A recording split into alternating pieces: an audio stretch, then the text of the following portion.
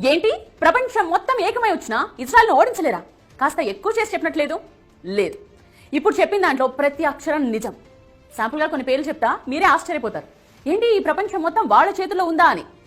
Jesus of Nazareth ఒక యూదుడు, Albert Einstein ఒక యూదుడు, కార్ల్ మార్క్స్ ఒక యూదుడు, వ్యాక్సిన్ సూదిని కనిపెట్టింది ఒక యూదుడు, పోలియో వ్యాక్సిన్ కనిపెట్టింది, లుకేమియాకు మందు తయారు చేసింది, హెపటైటిస్ బి మందు కనుగొన్నది, micro processing chip, nuclear chain reactor, traffic lights, optical fibre cable, stainless steel, sound movies, telephone microphone, video tape recorder, Polo company, Levi's jeans, Starbucks, Google, Dell computers, Oracle, Baskins and Robbins, Dunkin Donuts, CNN, ABC, Washington Post. వీటన్నిటి వెనుక ఉన్నది యూదులు.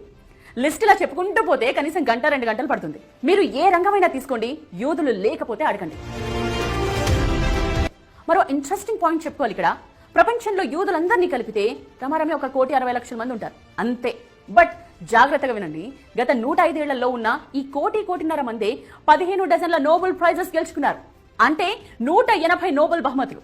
So తమ brain లో 1% Israel కోసం పెట్టినా, తమ సంపాదనలో 60% ఇజ్రాయెల్ కోసం ఖర్చు చేసినా, తమ ఆవిష్కరణల్లో 1-2 ఇజ్రాయెల్ కు వినియోగించిన ఈ ప్రపంచం మొత్తం వారి ముందు దాసోహం అనక తప్పదు. అసలు చుట్టూ 6 శత్రు దేశాలను పెట్టుకుని తొడగొట్టి నిలబడుతోందంటేనే యూ కెన్ ఇమాజిన్ ఇజ్రాయెల్ ఎంత పవర్ఫుల్ అని.